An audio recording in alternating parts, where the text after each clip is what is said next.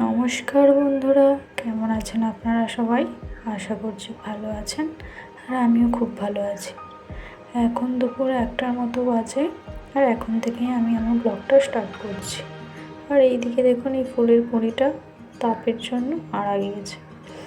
আমি খাবারটা আমার খেয়ে নিচ্ছি। ভাত আছে, উচ্ছে ভাজা আছে, আর এখানে পটল আলু দিয়ে তরকারি আছে।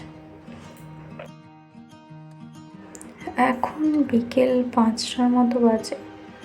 এখন আমি প্রতিদিনের মতো একটু ছাদে এসেছি।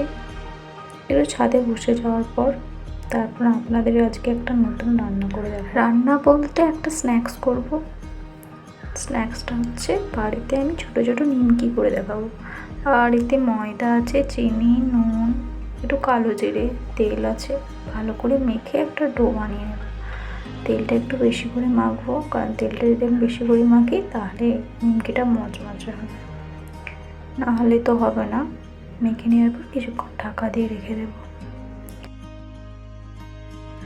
তারপর রুটির মতো ভালো করে বেলে নেব। আর আপনারা দেখতেই পাচ্ছেন আমি কতটা পরিমাপের পাতলা করে বেলেছি। এরকম করেই বেলতে হবে। তারপর ভালো করে নিমকির যেরকম শেপ দেওয়া হয় সেরকম আমি ছড়িয়ে দিয়ে ভালো করে এটাকে কেটে নেব হালকা হালকা করে। বেশি জোরে কাটতে গেলে না ওগুলো ছিঁড়ে যেতে পারে, তাই আস্তে আস্তে করে এরকম টুকরো করে কেটে নেব। তারপর তেলটা অনেকটাই গরম করে নিতে হবে, ঠিক আছে? তাহলে এগুলো সুন্দরভাবে ভাজা হবে। দেখতে পাচ্ছেন আমি দিয়ে দিয়েছি কোঁড়াতে, আর একটু বেশিক্ষণ ধরেই ভাজতে হবে। এরকম লাল লাল হয়ে গেলে তারপর তুলে নিতে হবে। আর আমি ভেজে নিচ্ছি। দেখুন আমার ভাজা হয়ে গিয়েছে। কতটা মচমচে হয়েছে আপনারা দেখতেই পাচ্ছেন নিশ্চয়ই। এই দেখুন আরেকটা ভেঙে দেখাচ্ছি আপনাদের।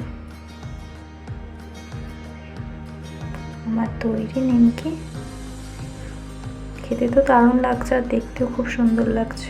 আপনারাও বাড়িতে বানাতে পারেন, খুব কম সময়ে খুব দারুণ লাগে। এই সন্ধ্যেবেলা একটু খিদে পাচ্ছিল, তাই ভাবলাম একটা রোল খেয়ে নিই।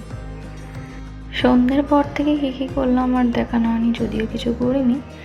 রাত্রে খাবারটা খেয়ে নিয়েছি। এখানে আছে তরুলি আলুর তরকারি আর মাছের একটু ঝাল আছে। আজ এই পর্যন্তই, আবার কাল দেখা হবে। সবাই ভালো থাকবেন, সুস্থ থাকবেন, আর আমার ভিডিওটা ভালো লাগলে লাইক অ্যান্ড সাবস্ক্রাইব করবেন।